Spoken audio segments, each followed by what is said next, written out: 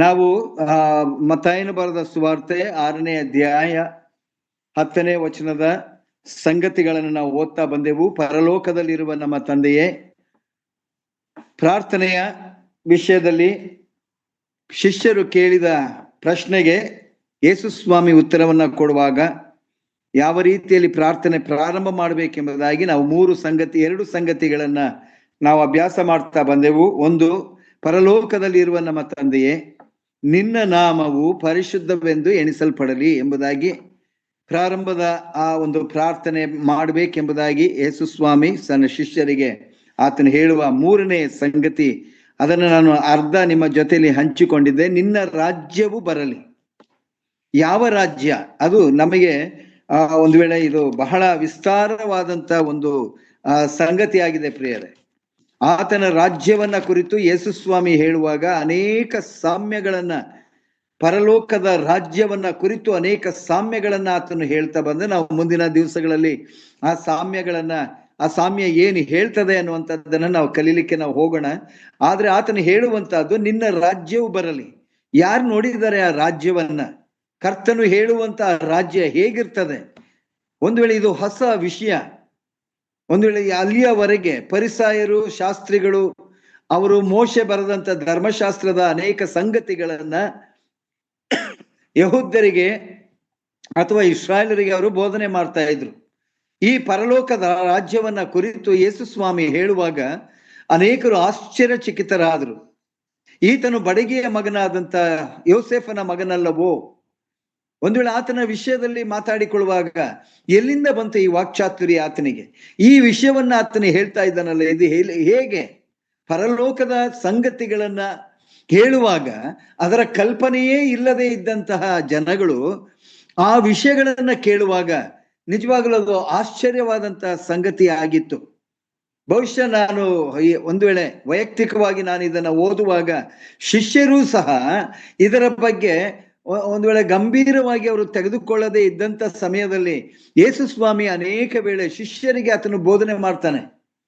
ಈ ಪರಲೋಕದ ರಾಜ್ಯವನ್ನ ಕುರಿತು ಆತನು ಶಿಷ್ಯರೊಂದಿಗೆ ಆತನು ಮಾತಾಡ್ತಾ ಇದ್ದಾನೆ. ಯಾಕಂದ್ರೆ ಈ ಶಿಷ್ಯರು ಮುಂದೆ ಅವರು ಈ ರಾಜ್ಯವನ್ನ ಕುರಿತು ಅವರು ಹೇಳಬೇಕಾಗಿದೆ. ಅಪೊಸ್ತಲನಾದಂತ ಪೌಲನು ಆತನು ಒಂದು ವೇಳೆ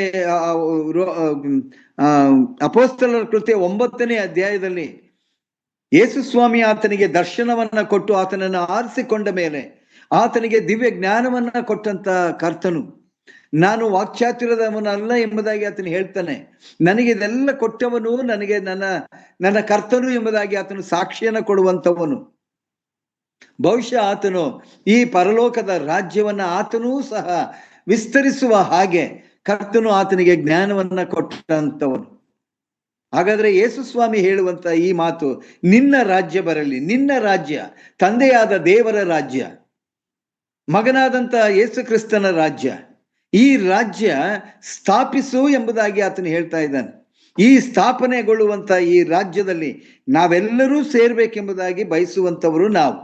ನಮ್ಮ ಅಲ್ಟಿಮೇಟ್ ಒಂದು ಗೋಲ್ ಯಾವುದು ಎಂಬುದಾಗಿ ಹೇಳುವಾಗ ನಾವುಗಳು ಕರ್ತನ ಜೊತೆಯಲ್ಲಿ, ಆತನ ಜೊತೆಯಲ್ಲಿದ್ದು ನಾವು ಒಂದು ವೇಳೆ ಸದಾಕಾಲ ಜೀವಿಸುವಂತವರು ನಾವು ಆಗ್ಬೇಕೆಂಬುದಾಗಿ ಬಯಸುವಂತವ್ರು. ಪ್ರತಿ ವಿಶ್ವಾಸಿಯ ಗುರಿ, ನಾನು ಆತನ ಜೊತೆಯಲ್ಲಿ, ಪರಲೋಕದ ರಾಜ್ಯದಲ್ಲಿ ಆತನ ಜೊತೆಯಲ್ಲಿ ನಾನು ಇರಬೇಕೆಂಬುದಾಗಿ. ಒಂದು ವೇಳೆ ಪ್ರಕಟಣೆ ಗ್ರಂಥದಲ್ಲಿ ಅನೇಕ ಸಂಗತಿಗಳು ಆತನ ರಾಜ್ಯವನ್ನ ಕುರಿತು ಅದು ಬೋಧನೆಯನ್ನ ಮಾಡ್ತದೆ. ಸತ್ಯವೇದ ಅನೇಕ ಸಂಗತಿಗಳನ್ನ ಅದು ಹೇಳುವಂತದ್ದಾಗಿದೆ. ಹಾಗಿದ್ದಾಗ ನಾವು ಇಲ್ಲಿ ಒಂದು ವೇಳೆ ನಾವುಗಳು ಬಯಸುವಂತಹದ್ದು ಆತನ ಜೊತೆಯಲ್ಲಿ ನಾವು ಇರಬೇಕು. ಯೇಸುಸ್ವಾಮಿ ಸಹ ಆತನ ಹೇಳ್ತಾನೆ, ನೀವು ನನ್ನ ಜೊತೆಯಲ್ಲಿ ಇರಬೇಕು ಎಂಬುದಾಗಿ. ಇದೆಲ್ಲ ನಮಗೆ ಪರಿಚಯವಾದಂತ ಒಂದು ವಾಕ್ಯ ಭಾಗ. ಯೋಹಾನನು ಬರೆದ ಸುವಾರ್ತೆ 14ನೇ ಅಧ್ಯಾಯ 1ರಿಂದ 4 ವಚನಗಳು ನಾನು ಓದ್ತೇನೆ. ನಿಮ್ಮ ಹೃದಯವು ಕಳವಳಗೊಳ್ಳದೆ ಇರಲಿ, ದೇವರನ್ನು ನಂಬಿರಿ, ನನ್ನನ್ನು ನಂಬಿರಿ. ಬಹುಶಃ ಈತನು 31ನೇ ವಚನಕ್ಕೆ ನಾವು ಬರುವಾಗ, ಅವನು ಹೊರಗೆ ಹೋದ ಮೇಲೆ ಯೇಸು, ಈಗ ಮನುಷ್ಯ ಕುಮಾರನು ಮಹಿಮೆ ಪಟ್ಟಿದ್ದಾನೆ ಮತ್ತು ದೇವರು ಆತನಲ್ಲಿ ಮಹಿಮೆ ಪಟ್ಟಿದ್ದಾನೆ. ದೇವರು ಆತನಲ್ಲಿ ಮಹಿಮೆ ಪಟ್ಟಿರಲಾಗಿ ತನ್ನಲ್ಲಿ ದೇವರು ಆತನನ್ನು ಮಹಿಮೆ ಪಡಿಸುವನು, ಕೂಡಲೇ ಮಹಿಮೆ ಪಡಿಸುವವನು. ಪ್ರಿಯ ಮಕ್ಕಳೇ, ಇನ್ನು ಸ್ವಲ್ಪ ಕಾಲವೇ ನಿಮ್ಮ ಸಂಗಡ ನಾನಿರ್ತೇನೆ. ತನ್ನ ಮರಣದ ಕುರಿತಾಗಿ ಆತನು ತನ್ನ ಶಿಷ್ಯರಿಗೆ ಆತನು ಹೇಳುವಂತ ಮಾತು ನೋಡ್ರಿ. ಯೇಸು ತಾನು ಶ್ರಮೆ ಅನುಭವಿಸುವುದಕ್ಕಿಂತ ಮುಂಚೆ ಶಿಷ್ಯರಿಗೆ ಹೇಳಿದ ಕಡೇ ಮಾತುಗಳು ಎಂಬುದಾಗಿ. ಕಡೇ ಮಾತುಗಳು. ಆತನು 3 ಸಾರಿ ಆತನು ತನ್ನ ಮರಣವನ್ನ ಆತನು ಪ್ರಕಟ ಮಾಡ್ತಾನೆ. ಮರಣವನ್ನ ಪ್ರಕಟ ಮಾಡ್ತಾನೆ, ಪುನರುತ್ಥಾನವನ್ನ ಪ್ರಕಟ ಮಾಡ್ತಾನೆ. ಒಂದು ವೇಳೆ ಶಿಷ್ಯರು ಅರ್ಥ ಮಾಡಿಕೊಳ್ಳದೆ ಇರುವಂತ ಸಂಗತಿಗಳು, ನಾವು ಈ ಸತ್ಯವೇದದಲ್ಲಿ ಅನೇಕ ಸಂಗತಿಗಳನ್ನು ನಾವು ಕಾಣ್ತೇವೆ ಪ್ರಿಯರೇ. ಯೇಸು ಸ್ವಾಮಿ ಹೇಳುವಂತ ಈ ಒಂದು ಮಾತುಗಳು ಅವರಿಗೆ ಮನದಟ್ಟಾಗಬೇಕು. ಯಾಕಂದ್ರೆ ಎಲ್ಲ ಸಂಗತಿಗಳನ್ನ ಆತನು ತಿಳಿಸುವಂತ ಉದ್ದೇಶ, ಮುಂದಿನ ದಿವಸಗಳು ಇವರು ಲೋಕದ ಕಟ್ಟ ಕಡೆಗೆ ಅವರು ಹೋಗ್ಬೇಕಾಗಿದೆ. ಯೇಸು ಸ್ವಾಮಿಯ ಹೇಳಿದ ಹಾಗೆ ಸುವಾರ್ತೆಯನ್ನು ಹಂಚಬೇಕಾಗಿದೆ, ಜನರಿಗೆ ತಿಳಿಸ್ಬೇಕಾಗಿದೆ, ಶುಭವಾರ್ತೆಯನ್ನು ಹೇಳಬೇಕಾಗಿದೆ. ಯಾಕೆ ಆತನು ಬಂದ, ಯಾರಿಗೋಸ್ಕರ ಬಂದ, ಯಾರಿಗೋಸ್ಕರ ಆತನು ಪ್ರಾಣ ಕೊಟ್ಟ, ಆತನು ಪ್ರಾಣ ಕೊಟ್ಟ ಮೇಲೆ ಆತನು ಏನಾದ, ಇವೆಲ್ಲವನ್ನ ತಿಳಿಸ್ಬೇಕಾಗಿದೆ. ಶಿಷ್ಯರನ್ನ ಸಿದ್ಧ ಮಾಡ್ತಾ ಇದ್ದಾನೆ. ಈಗ ಕಡೇ ಮಾತುಗಳು ತನ್ನ ಶಿಷ್ಯರಿಗೆ ಆತನು ಹೇಳುವಾಗ, ನಾನು ನಿಮಗೆ ಒಂದು ಹೊಸ ಆಜ್ಞೆಯನ್ನು ಕೊಡುತ್ತೇನೆ. ಅದೇನೆಂದರೆ, ನೀವು ಒಬ್ಬರನ್ನೊಬ್ಬರು ಪ್ರೀತಿಸಬೇಕು. ನಾನು ನಿಮ್ಮನ್ನು ಪ್ರೀತಿಸಿದ ಮೇರೆಗೆ ನೀವು ಸಹ ಒಬ್ಬರನ್ನೊಬ್ಬರು ಪ್ರೀತಿಸಬೇಕು ಎಂಬುದೇ. ನಿಮ್ಮೊಳಗೆ ಒಬ್ಬರ ಮೇಲೊಬ್ಬರಿಗೆ ಪ್ರೀತಿ ಇದ್ದರೆ ಎಲ್ಲರೂ ನಿಮ್ಮನ್ನ ನನ್ನ ಶಿಷ್ಯರೆಂದು ತಿಳ್ಕೊಳ್ಳುವಂಥವ್ರು. ಹಾಗಾದ್ರೆ ಯೇಸು ಸ್ವಾಮಿ ಆತನು ಮಾದರಿಯಾದಂಥವನು, ಪ್ರೀತಿ ಮಾಡುವುದರಲ್ಲಿ ಆತನು ಮಾದರಿಯಾದಂಥವನು. ಯಾಕಂದ್ರೆ ಅಪೊಸ್ತಲರ ಕೃತ್ಯಗಳು, ಇಲ್ಲ ಎಫೆಸದವರಿಗೆ ಬರೆದ ಪತ್ರಿಕೆ 2ನೇ ಅಧ್ಯಾಯ ಪ್ರಾರಂಭದ ವಚನಗಳನ್ನು ನಾವು ನೋಡುವಾಗ, ಅಪರಾಧ ಪಾಪಗಳನ್ನ ಮಾಡಿ ಸತ್ತವರು ನಾವಾಗಿದ್ದೆವು. ಯಾರು ಕ್ಷಮಿಸಲಾರದೆ ಇರುವಂತಹ ಪಾಪಗಳನ್ನ ಮಾಡಿದಂಥವರು ನಾವು ನರಕಕ್ಕೆ ಯೋಗ್ಯರು. ನಮಗೆ ಒಂದು ವೇಳೆ 2ನೇ ಮರಣ ನಮಗೆ ಫಿಕ್ಸ್. ಆ ಪದಗಳನ್ನು ನಾವು ನೋಡುವಾಗ, ಅಪರಾಧ ಪಾಪಗಳನ್ನ ಮಾಡಿ ಸತ್ತವರು ನಾವು, ದೇವರನ್ನ ಅರಿಯದೇ ಇದ್ದಂಥವರು, ದೇವರನ್ನ ತಿಳ್ಕೊಳ್ಳದೇ ಇರುವಂಥವ್ರು, ಇಂಥ ರೀತಿಯಲ್ಲಿದ್ದಂಥ ನಮ್ಮನ್ನ ಪ್ರೀತಿ ಮಾಡಿದಂಥ ದೇವರು. ನಾವುಗಳು ನಮ್ಮ ವೈರಿಗಳನ್ನ ಪ್ರೀತಿ ಮಾಡ್ತೇವೆ ಪ್ರಿಯರೇ. ಅಷ್ಟು ಸುಲಭವಾದಂತ ಕಾರ್ಯವಲ್ಲ. ಯೇಸು ಸ್ವಾಮಿ ಪ್ರೀತಿ ಮಾಡಿದ ಹಾಗೆ ಅದು ನಿಷ್ಕಪಟವಾದಂತ ಪ್ರೀತಿ. ಖಂಡಿತವಾಗಿ ನಾವು ಒಪ್ಕೊಳ್ಳೇಬೇಕಾಗಿದೆ. ನಾವು ಆ ರೀತಿಯಾಗಿ ಪ್ರೀತಿ ಮಾಡಲಿಕ್ಕೆ ಸಾಧ್ಯವೇ ಇಲ್ಲ. ಯೇಸು ಸ್ವಾಮಿ ಹೇಳುವಂತ ಆಜ್ಞೆ, ಅಪ್ಪಣೆ, ಆತನು ಹೇಳುವಂತಹದ್ದು, ನೀವು ಒಬ್ಬರನ್ನೊಬ್ಬರು ಪ್ರೀತಿಸಬೇಕು. ಈಗ ಎಲ್ಲ ಹೇಳಿದ ಮೇಲೆ ಪೇತ್ರ ಕೇಳ್ತಾನೆ, ಸ್ವಾಮಿ ನೀ ಎಲ್ಲಿಗೆ ಹೋಗ್ತೀಯ ಅಂತ. ನೋಡ್ರಿ, ನಾನು ಮೊದಲೇ ಹೇಳಿದೆ, ಇವರು ಅರ್ಥ ಮಾಡಿಕೊಳ್ಳದೆ ಇರುವಂತವರು. ತನ್ನ ಮರಣವನ್ನ ತಿಳಿಸ್ತಾನೆ, ತನ್ನ ಪುನರುತ್ಥಾನವನ್ನ ತಿಳಿಸ್ತಾನೆ, ತಾನು ಮಾಡಬೇಕಾದಂತ ಕಾರ್ಯಗಳನ್ನ ಆತನು ಹೇಳುವಂತವನಾಗಿದ್ದಾನೆ. ಎಷ್ಟೇ ಹೇಳಿದ್ರು ಇವರು ಒಂದು ವೇಳೆ ಅವರ ಹೃದಯಕ್ಕೆ ಹೋಗ್ತಾ ಇರ್ಲಿಲ್ವೇನೋ.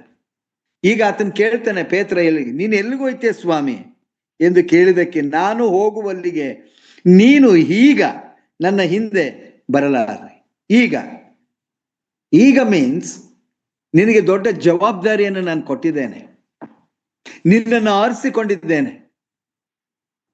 ಆರಿಸಿಕೊಂಡಂತ ಉದ್ದೇಶ ಇದೇ. ಒಂದು ವೇಳೆ ಯೋಹಾನನು ಬರೆದ ಸುವಾರ್ತೆ 15ನೇ ಅಧ್ಯಾಯದಲ್ಲಿ ಆತನು 16ನೇ ವಚನ ಹೀಗೆ ಹೇಳ್ತಾನೆ, 14ರಿಂದ ಓದ್ತೇನೆ, ಕೊನೆ ಭಾಗ. ನಿಮ್ಮನ್ನು ಸ್ನೇಹಿತರೆಂದು ಹೇಳಿದ್ದೇನೆ, ತಂದೆಯ ಕಡೆಯಿಂದ ನಾನು ಕೇಳಿದ್ದನ್ನೆಲ್ಲ ನಿಮಗೆ ತಿಳಿಸಿದ್ದೇನೆ. ನೋಡ್ರಿ, ನಾನು ತಿಳಿಸಿದ್ದೇನೆ. ನೀವು ನನ್ನನ್ನು ಆರಿಸಿ ತೆಗೆದುಕೊಂಡಿಲ್ಲ, ನಾನು ನಿಮ್ಮನ್ನು ಆರಿಸಿ ತೆಗೆದುಕೊಂಡೇನು. ನೀವು ಹೊರಟು ಹೋಗಿ ಫಲ ಕೊಡುವವರಾಗಿರಬೇಕೆಂತಲೂ, ನೀವು ಕೊಡುವ ಫಲವು ನಿಲ್ಲುವಂತದ್ದಾಗಬೇಕೆಂತಲೂ ನಿಮ್ಮನ್ನ ನೇಮಿಸಿದ್ದೇನೆ. ನಾನು ನಿಮ್ಮನ್ನ ಆರಿಸಿಕೊಂಡಂತ ಉದ್ದೇಶ, ನಾನು ಬಿಟ್ಟು ಹೋಗುವಂತ ಎಲ್ಲ ಕಾರ್ಯಗಳನ್ನ ನೀವು ಮಾಡಬೇಕಾಗಿದೆ. ನೇಮಿಸಿದ್ದೇನೆ. I appointed you. ನಾನು ನಿಮ್ಮನ್ನ ಆರಿಸಿ ತೆಗೆದುಕೊಂಡಿದ್ದೇನೆ. ಈಗ ನಾನು ಹೋಗುವ ಆ ಸ್ಥಳಕ್ಕೆ ಈಗ ನೀನು ಬರ್ಲಿಕ್ಕೆ ಸಾಧ್ಯ ಇಲ್ಲ. ನಿಂಗೆ ದೊಡ್ಡ ಜವಾಬ್ದಾರಿಯನ್ನು ನಾನು ಕೊಟ್ಟಿದ್ದೇನೆ. ಈ ಜವಾಬ್ದಾರಿಯನ್ನು ನೀನು ನಿರ್ವಹಿಸಬೇಕೆಂಬುದಾಗಿ ಆತನು ಹೇಳ್ತಾನೆ. ಅದಾದ್ಮೇಲೆ ಪೇತ್ರ ಆತನಿಗೆ, ಸ್ವಾಮಿ, ನಾನು ಯಾಕೆ ಈಗ ನಿನ್ನ ಹಿಂದೆ ಬರಲಾರೇನು? ಯಾಕೆ ಈಗ ನಾನು ಬರಕ್ಕಾಗಲ್ಲ?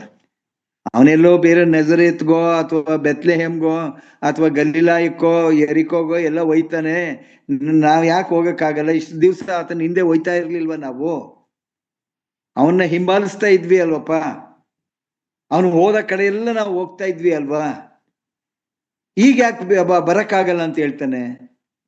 ಯಾಕೆ ಬರಕ್ಕಾಗಲ್ಲ ನಾವು? ನಿನ್ ಜೊತೆಲಿ ಇರುವಾಗ ನೀ ಮುಂದೆ ಹೋಯ್ತೆ, ನಾವು ಹಿಂದೆ ಬರ್ತೀವಿ.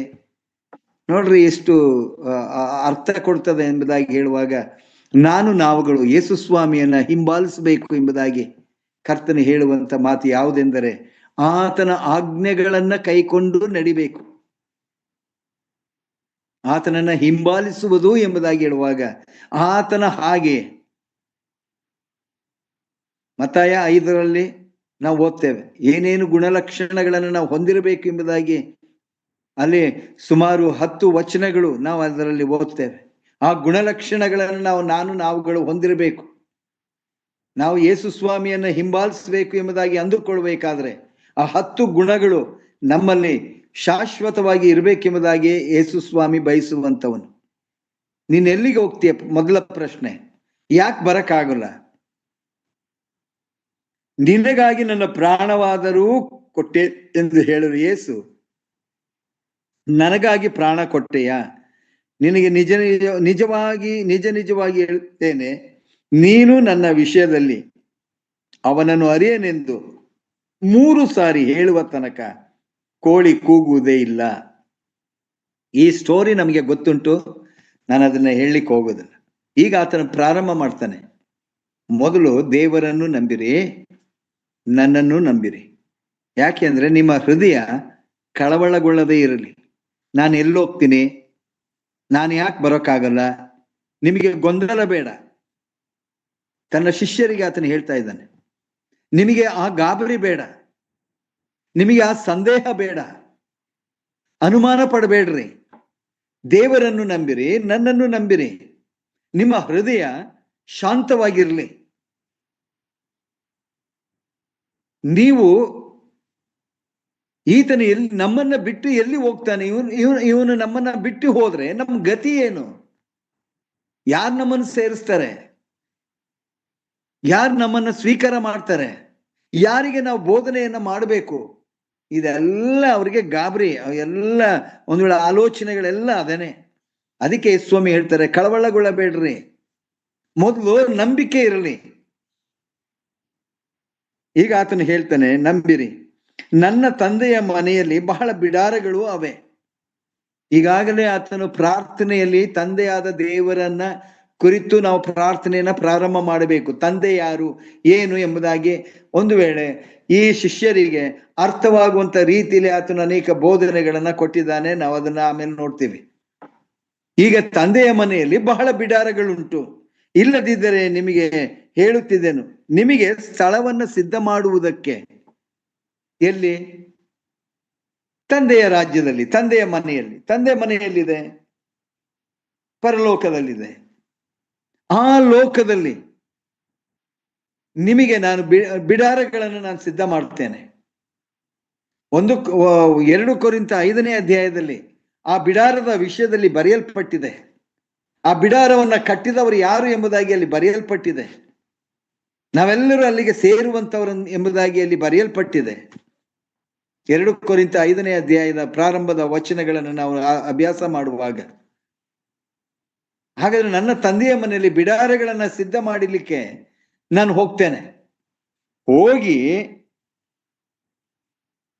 ನಾನು ಹೋಗಿ ನಿಮಗೆ ಸ್ಥಳವನ್ನ ಸಿದ್ಧ ಮಾಡಿದ ಮೇಲೆ ತಿರುಗಿ ಬಂದು ನಿಮ್ಮನ್ನ ಕರ್ಕೊಂಡು ಹೋಗ್ತೇನೆ. ಇದು ಆತನ ವಾಗ್ದಾನ. ಆಕ್ಚುಲಿ ಇಲ್ಲಿ ಹೇಳಬೇಕು ಅಂತಂದ್ರೆ, ಇದು ಶಿಷ್ಯರಿಗೆ ಆತನಿಗೆ ಹೇಳ್ತಾ ಇರುವಂತ ಮಾತು, ಕಡೇ ಮಾತುಗಳು. ತಂದೆಯ ಮನೆಯಲ್ಲಿ ಬಹಳ ಬಿಡಾರಗಳುಂಟು. ಈಗ ನಾವುಗಳು ಇದು ನಮಗೆ ಅನ್ವಯಿಸುವುದಿಲ್ವಾ? ಶಿಷ್ಯರಿಗೆ ಮಾತ್ರವೋ? ಇಲ್ಲ.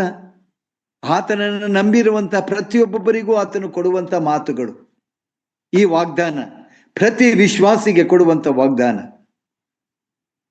ಯಾಕಂದ್ರೆ ಯೋಹಾನನು ಬರೆದ ಸುವಾರ್ತೆ 1ನೇ ಅಧ್ಯಾಯ 12ನೇ ವಚನದಲ್ಲಿ ಯಾರ್ಯಾರು ಆತನ ಹೆಸರಿನಲ್ಲಿ ನಂಬಿಕೆ ಇಟ್ಟರೋ, ಅಂದರೆ ಆತನನ್ನು ತಮ್ಮ ರಕ್ಷಕನಾಗಿ ಅಂಗೀಕರಿಸಿಕೊಂಡರೋ ಅವರಿಗೆ ದೇವರ ಮಕ್ಕಳು ಎಂಬುದಾಗಿ ಹೆಸರು. ದೇವರ ಮಕ್ಕಳು ಎಲ್ಲಿರ್ಬೇಕು? ದೇವರ ಜೊತೆಯಲ್ಲಿರ್ಬೇಕು.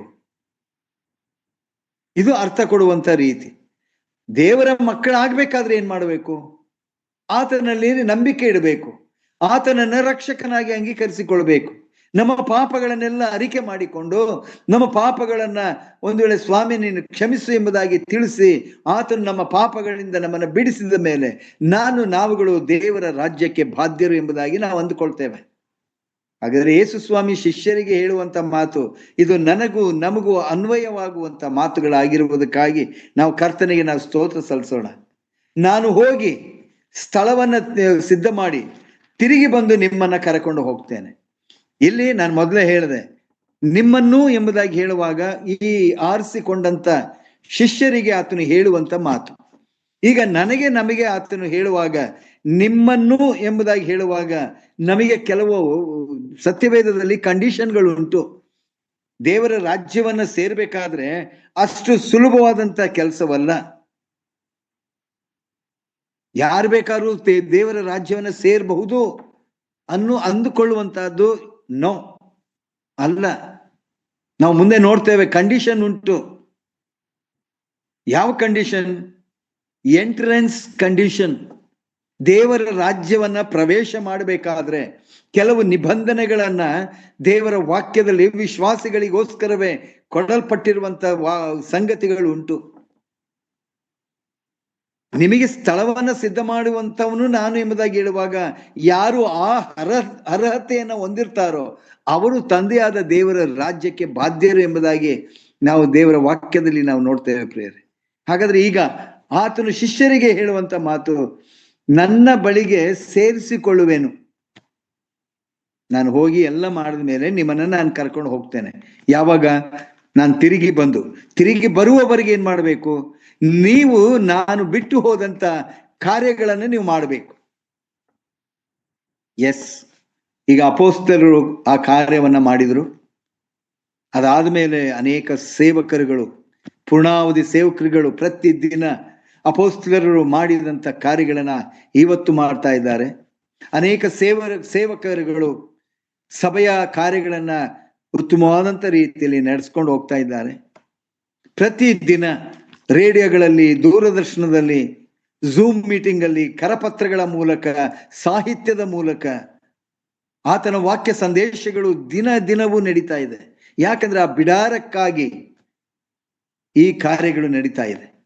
ಆತನ ರಾಜ್ಯಕ್ಕಾಗಿ ಈ ಕಾರ್ಯ ನಡೀತಾ ಇದೆ. ಆ ರಾಜ್ಯದ ಕಟ್ಟೋಣಕ್ಕಾಗಿ ಈ ಕಾರ್ಯಗಳನ್ನು ನಡೆಸುವಂತವರಿಗಾಗಿ ನಾವು ನಿಜವಾಗ್ಲೂ ಸ್ತೋತ್ರ ಸಲ್ಲಿಸಬೇಕು ಪ್ರಿಯರೇ. ಅನೇಕರು ಇನ್ನೂ ನಿದ್ರೆ ಮಾಡುವಂತ ಸ್ಥಿತಿಯಲ್ಲಿದ್ದಾರೆ. ಎಫೆಸದವರಿಗೆ ಬರೆದ ಪತ್ರಿಕೆಯಲ್ಲಿ ನಾವು ನೋಡ್ತೇವೆ, ನಿದ್ರೆ ಮಾಡುವವನೇ ಎಚ್ಚರವಾಗುವವರೆಗೂ ಯೇಸು ಸ್ವಾಮಿ ತನ್ನ ಬರುವಿಕೆಯನ್ನು ತಡ ಮಾಡುವಂತವನಾತನಾಗಿದ್ದಾನೆ. ನಾವು ಅನ್ಯರ ಬಗ್ಗೆ ಹೇಳ್ತಾ ಇಲ್ಲ. ಕ್ರಿಸ್ತಿಯ ಕುಟುಂಬದಲ್ಲಿ ಇನ್ನೂ ನಿದ್ರೆ ಮಾಡುವಂತವರು, ಸತ್ತವರ ಜೊತೆಯಲ್ಲಿ ಇರುವಂತವರು ಬೇಕಾದಷ್ಟು ಜನ ಇದ್ದಾರೆ. ತರ್ಕ ಮಾಡುವಂತವರಿದ್ದಾರೆ, ನಂಬದೇ ಇರುವಂತವರು ಇದ್ದಾರೆ, ಕುತರ್ಕ ಮಾಡುವಂತವರು ಇದ್ದಾರೆ.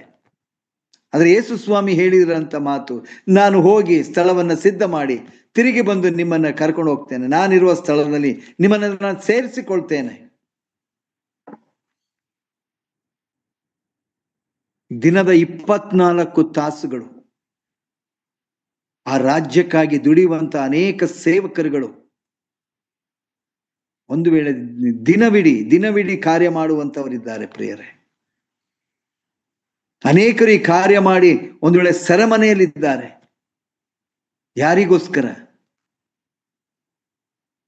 ವಿಶ್ವಾಸಿಗಳಿಗೋಸ್ಕರ, ಕ್ರಿಸ್ತನನ್ನು ನಂಬಿದವರಿಗೋಸ್ಕರ, ಅವರನ್ನ ಬಲಪಡಿಸುವಂತವರು.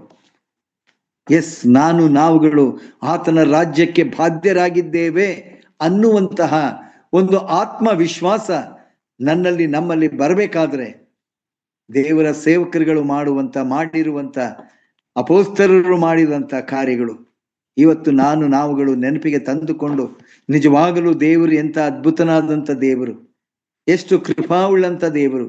ಒಂದು ವೇಳೆ ಆಗಲೇ ಆತನ 2000 ವರ್ಷಗಳ ಹಿಂದೆ ಆತನ ಹೇಳಿದ್ದಾನೆ, ಈಗೋ ಬೇಗ ಬರ್ತೇನೆ. ಯಾಕೆ ಬಂದಿಲ್ಲ? ತನ್ನ ರಾಜ್ಯವನ್ನ ವಿಸ್ತರಿಸಬೇಕಾಗಿದೆ. ಆ ರಾಜ್ಯಕ್ಕೆ ನಾವೆಲ್ಲರೂ ಸೇರ್ಬೇಕಾಗಿದೆ. ನನ್ನ ಹಟ್ಟಿಗೆ ಯೋಹಾನ 10ರಲ್ಲಿ ನಾವು ನೋಡ್ತೇವೆ, 10ನೇ ಅಧ್ಯಾಯದಲ್ಲಿ, ನನ್ನ ಹಟ್ಟಿಗೆ ಸೇರದೆ ಇರುವಂತ ಅನೇಕ ಕುರಿಗಳಿವೆ. ಒಂದು ವೇಳೆ ಅದರಲ್ಲಿ ನಾವುಗಳೇ ಆಗಿರಬಹುದಲ್ವಾ? ಇವತ್ತಿನ ದಿವಸಗಳಲ್ಲಿ ಕಡೇ ಕಾಲದ ಒಂದು ಸಂದೇಶಗಳು ಬಿತ್ತರಿಸುವಾಗ ಭೂಮಿಯ ಮೇಲೆ ನಡೆಯುವಂತ ಅಗಾಧವಾದಂತ ಸಂಗತಿಗಳು ಆತನ ಬರುವಿಕೆಯನ್ನ ಸ್ಪಷ್ಟವಾಗಿ ತೋರಿಸ್ತಾ ಇದೆ ಪ್ರಿಯರೇ, ಸ್ಪಷ್ಟವಾಗಿ ತೋರಿಸ್ತಾ ಇದೆ. ಇನ್ನೂ ನಾವು ನಿದ್ರೆ ಮಾಡಿ ಮಲಗಿರಬೇಕಾದ್ರೆ ಒಂದು ವೇಳೆ ಕರ್ತನು ಬರುವಾಗ ನಮ್ಮ ಸ್ಥಿತಿ ಏನು?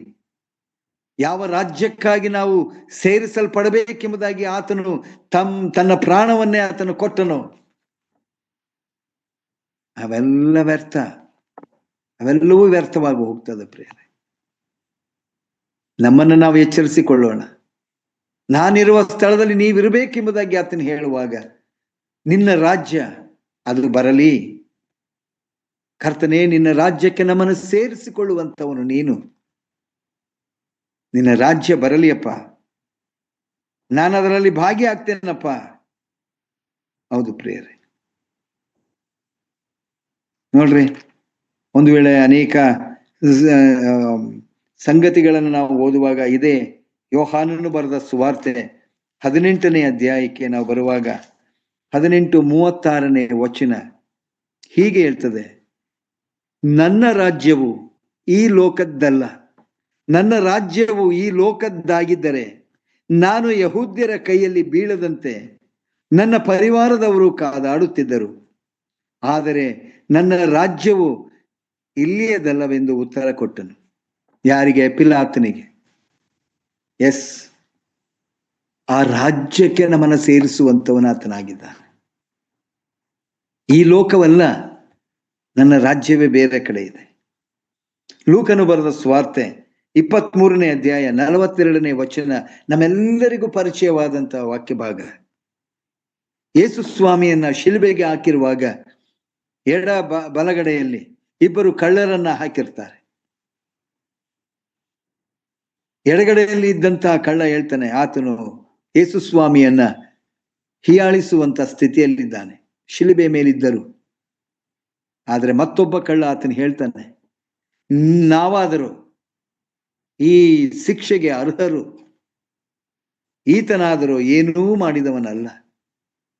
ನೋಡ್ರಿ, ಆ ಸಮಯದಲ್ಲಿ ಆತನು ಯೇಸುವನ್ನ ಹೆಸರಿಡಿದು ಆತನು ಹೇಳ್ತಾ ಇದ್ದಾನೆ, ಯೇಸುವೆ, ನಿನ್ನ ರಾಜ್ಯವನ್ನ ಪಡೆದವನಾಗಿ ಬರುವಾಗ ಆತನಿಗೆ ಗೊತ್ತು ಏನು ಯೇಸು ಸ್ವಾಮಿ ಹೇಳಿದ್ದಾರೆ, ನನ್ನ ರಾಜ್ಯವು ಈ ಲೋಕದಲ್ಲ. ಕಳ್ಳ ಹೇಳ್ತಾನೆ, ನೀನು ನಿನ್ನ ರಾಜ್ಯವನ್ನ ಪಡೆದವನಾಗಿ ಬರುವಾಗ ಆತನ ರಾಜ್ಯ ಯಾವುದು? ಆತನ ರಾಜ್ಯವೇ ಬೇರೆ. ಆತನು ರಾಜಾದಿ ರಾಜನು, ಕರ್ತರ ಕರ್ತನು. ಆತನು ನಿಜವಾಗ್ಲೂ ರಾಜನೇ. ಆ ರಾಜನನ್ನ ಕುರಿತು ಆತನು ಹೇಳ್ತಾನೆ, ನೀನು ನಿನ್ನ ರಾಜ್ಯವನ್ನ ಪಡೆದವನಾಗಿ ಬರುವಾಗ ನನ್ನನ್ನು ನೆನಪು ಮಾಡಿಕೊ. ಪ್ರೇರೆ, ನಾವುಗಳು ಇವತ್ತು ಕರ್ತನನ್ನು ನಂಬಿದ್ದೇವೆ, ಕರ್ತನನ್ನ ರಕ್ಷಕನಾಗಿ ಅಂಗೀಕರಿಸಿಕೊಂಡಿದ್ದೇವೆ, ದೇವರ ಮಕ್ಕಳ ಅನ್ಯೋನ್ಯತೆಯಲ್ಲಿ ನಾವಿದ್ದೇವೆ, ಕರ್ತನಿಗೆ ಸ್ತೋತ್ರ ಸಲ್ಲಿಸ್ತೇವೆ, ಪ್ರಾರ್ಥನೆ ಮಾಡ್ತೇವೆ. ಕರ್ತನೆ, ನಿನ್ನ ರಾಜ್ಯದಲ್ಲಿ ನನ್ನನ್ನು ಸೇರಿಸಿಕೋ ಎಂಬುದಾಗಿ ಯಾವತ್ತಾದ್ರೂ ನಾವು ಪ್ರಾರ್ಥನೆ ಮಾಡಿದ್ದೇವ? ನಿನ್ನ ರಾಜ್ಯದಲ್ಲಿ ನನಗೆ ಬರುವಂತ ಅರ್ಹತೆಯನ್ನು ನೀನು ದಯಪಾಲಿಸು ಎಂಬುದಾಗಿ ಹೇಳಿದ್ದೀವ? ಒಬ್ಬ ಕಳ್ಳ, ಆತನ ನಂಬಿಕೆ, ಈತನು ಈ ಲೋಕದ ವ್ಯಕ್ತಿ ಅಲ್ಲ, ಈ ಲೋಕದ ಮನುಷ್ಯನಲ್ಲ.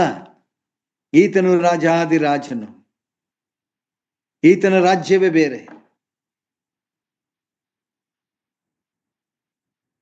ಪ್ರವಾದಿಯಾದಂಥ ಯೆಶಾಯನು 9ನೇ ಅಧ್ಯಾಯದಲ್ಲಿ ಆತನು ಬರೆಯುವಾಗ, ಆಡಳಿತವು ಈತನ ಬಾಹುವಿನ ಮೇಲೆ ಇದೆ. ಅದ್ಭುತ ಸ್ವರೂಪನಾದಂಥವನು, ನಿತ್ಯನಾದ ತಂದೆ, ಪರಾಕ್ರಮಿಯಾದಂಥ ದೇವರು. ಯೆಶಾಯನಿಗೆ ಬಿದ್ದಂಥ ದರ್ಶನ, ಆತನು ಕೊಡುವಂತ ಮಾತುಗಳು, ಬಿಳಾಮನಿಗಾದಂಥ ದರ್ಶನವನ್ನ ಆತನು ಕುರಿತು ಆತನು ಹೇಳ್ತಾನೆ ಅರಣ್ಯಕಾಂಡಗಳ ಪುಸ್ತಕದಲ್ಲಿ. ನಕ್ಷತ್ರ ಪ್ರಾಯದೊಬ್ಬನು ಹುಟ್ಟಿದ್ದಾನೆ ಎಂಬುದಾಗಿ. ಇಂಥ ರಾಜ್ಯಕ್ಕೆ ನಮ್ಮನ್ನ ಬಾಧ್ಯರನ್ನಾಗಿ ಮಾಡಿಕೊಳ್ಳುವಂತ ದೇವರಿಗೆ ನಾವುಗಳು ಹೇಗೆ ನಾವು ಈ ಲೋಕದಲ್ಲಿ ಸಾಕ್ಷಿಯಾಗಿ ನಾವು ಜೀವಿಸ್ಬೇಕು. ಯಾಕಂದ್ರೆ ದೇವರ ವಾಕ್ಯ ಹೇಳ್ತದೆ, ಅಷ್ಟು ಸುಲಭವಾಗಿ ನಾವು ದೇವರ ರಾಜ್ಯವನ್ನ ಪ್ರವೇಶ ಮಾಡಲಿಕ್ಕೆ ಸಾಧ್ಯವೇ ಇಲ್ಲ ಎಂಬುದಾಗಿ. ಯಾಕಂದ್ರೆ 1 ಕೊರಿಂಥ 4ನೇ ಅಧ್ಯಾಯ 20ನೇ ವಚನ, ದಯಮಾಡಿ ಯಾರಾದ್ರೂ ನಿಮ್ಮಲ್ಲಿ ಪೆನ್ ಇದ್ರೆ ಅದನ್ನ ಅಂಡರ್ಲೈನ್ ಮಾಡ್ಕೊಳ್ರಿ. 1 ಕೊರಿಂಥ 4ನೇ ಅಧ್ಯಾಯ 20ನೇ ವಚನವನ್ನ ಅಂಡರ್ಲೈನ್ ಮಾಡ್ಕೊಳ್ರಿ. ಅಲ್ಲಿ ಹೀಗೆ ಬರೆಯಲ್ಪಟ್ಟಿದೆ, ದೇವರ ರಾಜ್ಯವು ಮಾತಿನಲ್ಲಿ ಇಲ್ಲ, ಮಾತಿನಲ್ಲಿ ಅಲ್ಲ. ನಾನು ಸುಲಭವಾಗಿ ಎಲ್ಲೋಯ್ತೀಯ, ನಾನು ದೇವ್ರ ರಾಜ್ಯಕ್ಕೆ ಸೇರಿದವನು, ನಾನು ಎಷ್ಟು ಸುಲಭವಾಗಿ ಹೇಳ್ಬಿಡ್ತೀವಿ. ನಾವು ದೇವ್ರ ಮಕ್ಕಳು, ದೇವ್ರ ರಾಜ್ಯ ನಾವು ಸೇರ್ಬಿಡ್ತೀವಿ ಅಂತ. ಮಾತಿನಲ್ಲಿ ಅಲ್ಲ. ಪೌಲನು ಬರಿತಾನೆ, ಮಾತಿನಲ್ಲಿ ಅಲ್ಲ, ಶಕ್ತಿಯಲ್ಲಿಯೇ ಆಧಾರಗೊಂಡಿದೆ. ಶಕ್ತಿಯಲ್ಲಿ. ಯಾವ ಶಕ್ತಿ? ಯಾವ ಶಕ್ತಿ? ಕೆಲವು ವಚನಗಳನ್ನ ನೋಡೋಣ. ಯಾವ ಶಕ್ತಿ ಅನ್ನುವಂತಹದ್ದು ಕೆಲವು ವಚನಗಳನ್ನ ನಾವು ಸತ್ಯವೇದಕ್ಕನುಗುಣವಾಗಿ ನಾವು ನೋಡೋಣ. ಅಪೊಸ್ತಲರ ಕೃತ್ಯಗಳು 1ನೇ ಅಧ್ಯಾಯ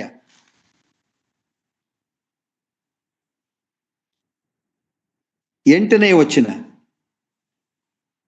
ಆದರೆ ಪವಿತ್ರಾತ್ಮ ನಿಮ್ಮ ಮೇಲೆ ಬರಲು ನೀವು ಬಲವನ್ನು ಹೊಂದಿ ಯೆರೂಸಲೇಮಿನಲ್ಲಿಯೂ ಎಲ್ಲ ಯೂದಾಯ ಸಮಾರ್ಯ ಸೀಮೆಗಳಲ್ಲಿಯೂ ಭೂಲೋಕದ ಕಟ್ಟಕಡೆವರೆಗೆ ನನಗೆ ಸಾಕ್ಷಿಗಳಾಗಿರಬೇಕು.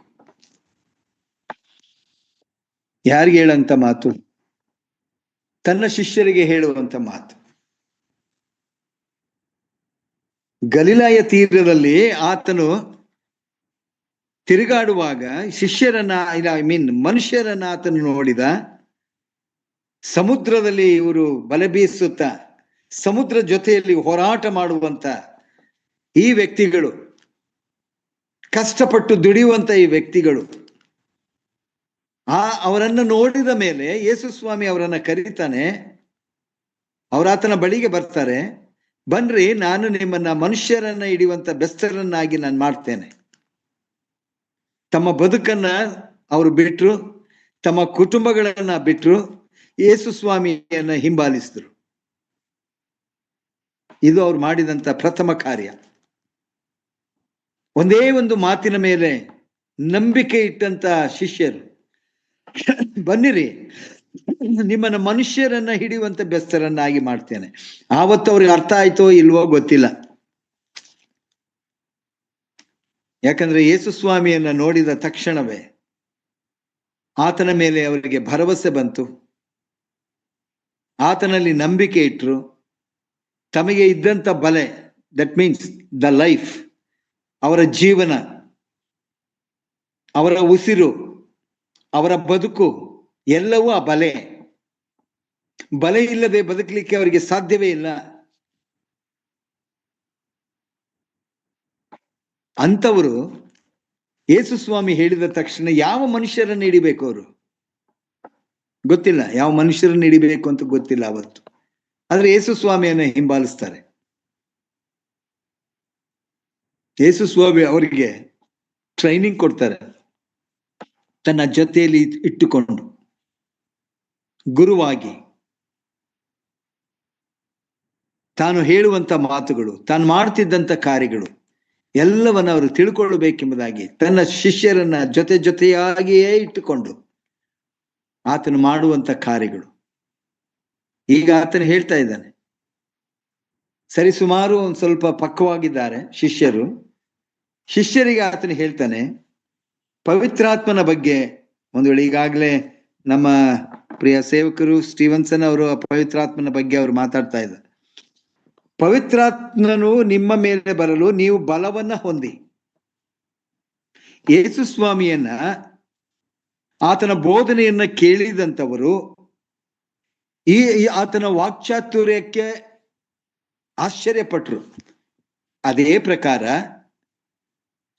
ಅಪೊಸ್ತಲರಾದಂತ ಈ ಶಿಷ್ಯರು ಅವರು ಮಾತಾಡುವಾಗ, ಯಾರ್ಯಾರು ಕೇಳ್ತಾರೋ ಅವರವರ ಭಾಷೆಯಲ್ಲಿ ಅವರು ಮಾತಾಡುವಾಗ ಆಶ್ಚರ್ಯಚಕಿತರಾದ್ರು. ವಿದ್ಯಾಭ್ಯಾಸವನ್ನ ಮಾಡದೇ ಇರುವಂತ ಶಿಷ್ಯರು,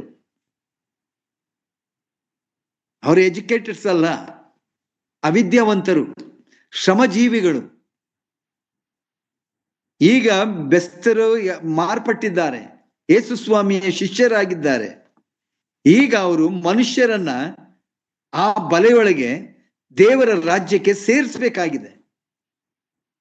ಅದಕ್ಕೆ ಪೂರಕವಾಗಿ ಪವಿತ್ರಾತ್ಮನನ್ನ ಅವರ ಮೇಲೆ ಬರಮಾಡಿದಂತ ಕರ್ತನು, ಅವರ ಮಾತುಗಳು ಅದ್ಭುತವಾದಂತ ರೀತಿಯಲ್ಲಿ ಅವರವರ ಭಾಷೆಗೆ ಅನುಗುಣವಾಗಿ ಅವರು ಮಾತಾಡುವಂಥದ್ದು.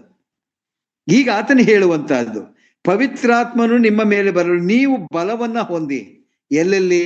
ಯೆರೂಸಲೇಮಿನಲ್ಲಿಯೂ ಎಲ್ಲ ಯೂದಾಯ ಸಮಾರ್ಯ ಸೀಮೆಗಳಲ್ಲಿಯೂ ಭೂಲೋಕದ ಕಟ್ಟಕಡೆವರೆಗೆ ನನಗೆ ಸಾಕ್ಷಿಗಳಾಗಿರಬೇಕು.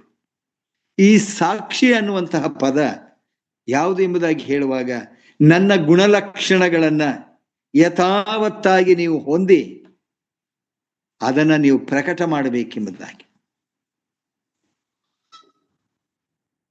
ಅನೇಕ ವೇಳೆ ಒಂದು ವೇಳೆ ಈ ಎಜುಕೇಶನ್ ಡಿಪಾರ್ಟ್ಮೆಂಟ್ಲಿ ಇರುವಂತವರು ಟೀಚರ್ಸ್ಗಳು, ನಾನು ಎಜುಕೇಶನ್ ಡಿಪಾರ್ಟ್ಮೆಂಟ್, ನಮಗೆ ಯಾರಾದ್ರೂ ಅತ್ಯುತ್ತಮವಾದಂತ ಒಬ್ಬ ಶಿಷ್ಯ ಆತನು ಇರುವುದಾದ್ರೆ, ಆತನು ಒಂದು ವೇಳೆ ಉನ್ನತವಾದಂತ ಸ್ಥಾನಮಾನಗಳಲ್ಲಿ ಇರಬೇಕಾದ್ರೆ ಹೆಮ್ಮೆಯಿಂದ ನಾವು ಹೇಳ್ಕೊತೀವಿ, ಹೀಸ್ ಮೈ ಒಂದು ವೇಳೆ ಹೀಸ್ ಮೈ ಸ್ಟೂಡೆಂಟ್ ಎಂಬುದಾಗಿ. ಈತನು ನನ್ನ ವಿದ್ಯಾರ್ಥಿ. ಇವತ್ತು ಉನ್ನತವಾದಂತ ಸ್ಥಳದಲ್ಲಿ ಸ್ಥಾನಮಾನದಲ್ಲಿ ಆತನಿದ್ದಾನೆ ಎಂಬುದಾಗಿ ಹೇಳುವಾಗ ಆತನ ಬಗ್ಗೆ ನಾವು ಹೆಮ್ಮೆಯಿಂದ ಹೇಳ್ಕೊತೀವಿ ನಾವು. ಯಾಕಂದ್ರೆ ಆ ಒಂದು ಸ್ಥಾನಕ್ಕೆ ಬರಬೇಕಾದ್ರೆ ಆತನು ಪಟ್ಟಂತ ಶ್ರಮೆ, ಒಂದು ವೇಳೆ ಅದು ಈಗ ಆತನ ಸ್ಥಾನಮಾನ, ಒಂದು ವೇಳೆ ಯಾರಾದ್ರೂ ಕೆಟ್ಟವರಾಗಿದ್ರೆ ನಾವು ಹೇಳ್ಕೊಳ್ಳೋದೇ ಇಲ್ಲ. ಇಲ್ಲಪ್ಪ ನನ್ಗೆ ಗೊತ್ತಿಲ್ಲ, ಇವನು ನಮ್ಮ ಸ್ಟೂಡೆಂಟು ಅಂತ ಇದ್ರೂ ನಾವು ಹೇಳ್ಕೊಳ್ಳಿಕ್ಕೆ ಹೋಗೋದಿಲ್ಲ. ಈಗ ಯೇಸು ಸ್ವಾಮಿ ತನ್ನ ಶಿಷ್ಯರ ಮೇಲೆ ನಂಬಿಕೆ ಇಟ್ಟಂತವನು, ಪೂರ್ಣ ಭರವಸೆ ಇಟ್ಟಂತವನು. ಆತನ ಆಗಲೇ ಹೇಳಿದ್ದಾನೆ, ನೀವು ಕೊಡುವ ಫಲ ನಿಂತುಕೊಳ್ಳುವಂತಹ ಫಲವಾಗಿರಬೇಕು. ಆ ಫಲ ಯಾವುದು? ಇವತ್ತು ನಾವುಗಳು ಅನುಭವಿಸೋದೆ ಆ ಫಲ. ನಾವು ಕ್ರಿಸ್ತನನ್ನ ನಾವು ರಕ್ಷಕನಾಗಿ ಅಂಗೀಕರಿಸಿಕೊಂಡಿರುವುದೇ ಆ ಫಲ. ಒಬ್ಬೊಬ್ಬರು ಒಂದೊಂದು ಫಲ. ಆ ಫಲವನ್ನ ವಿಸ್ತರಿಸಬೇಕಾಗಿದೆ. ನಮಗೆ ಆ ಜವಾಬ್ದಾರಿಯನ್ನ ದೇವರು ಕೊಟ್ಟಿದ್ದಾನೆ. ಅದಕ್ಕಾಗಿ ಪೌಲನು ಹೇಳ್ತಾನೆ, ನೀವು ಕ್ರಿಸ್ತನ ರಾಯಭಾರಿಗಳು ಎಂಬುದಾಗಿ. ನಾವುಗಳು ಸಹ ಹಾಗೆ ಸಾಕ್ಷಿಗಳಾಗಿ ನಿಲ್ಲುವಂತೆ ಕರ್ತನು ನಮ್ಮನ್ನು ಆರಿಸಿಕೊಂಡಿದ್ದಾನೆ. ಈಗ ಶಿಷ್ಯರಿಗೆ ಆತನು ಹೇಳುವಂತ ಮಾತು, ನೀವು ನನಗೆ ಸಾಕ್ಷಿಗಳಾಗಿರಬೇಕು. ಅಂದರೆ ನೀವು ದಾರಿ ತಪ್ಪುವಂತವರಾಗಿರಬಾರದು. ಇಷ್ಟೆಲ್ಲ ಜವಾಬ್ದಾರಿಯನ್ನ ಹೊತ್ತಿರುವಾಗ ದಾರಿ ತಪ್ಪಿದ ಹಾಗೆ ನೀವು ಕಾರ್ಯವನ್ನ ಮಾಡಬಾರದು. ನಾನು ನನ್ನ ಗುಣಗಳು, ನನ್ನ ಬೋಧನೆ, ನನ್ನ ಕಾರ್ಯಗಳು ಯಥಾವತ್ತಾಗಿ ನಿಮ್ಮಲ್ಲಿ ಇರಬೇಕೆಂಬುದಾಗಿ ಬಯಸುವಂತ ದೇವರು. ಬಟ್ ಆ ಶ್ರಮೆ ಇದೆಯಲ್ಲ, ಬಹಳ ಕಷ್ಟ. ದೇವರ ರಾಜ್ಯ ಬರೀ ಮಾತಿನಲ್ಲಿ ಇಲ್ಲಪ್ಪ, ಶಕ್ತಿಯಲ್ಲಿ ಉಂಟು. ಎಷ್ಟು ಸುಲಭವಾಗಿ ಅಪೊಸ್ತಲರು ಯೇಸು ಸ್ವಾಮಿಯನ್ನು ಹಿಂಬಾಲಿಸಿದ್ರು, ಏನೇನ್ ಅನುಭವಿಸಿದ್ರು. ಸೆರೆಮನೆಗೆ ಹೋದ್ರು, ಚಡಿ ಏಟ್ ತಿಂದ್ರು, ಕಲ್ಲೆಸೆದು ಕೊಲ್ಲಬೇಕೆಂಬುದಾಗಿ ಬಯಸಿದ್ರು, ಊರನ್ನ ಬಿಟ್ಟು ಓಡಿಸಿದ್ರು.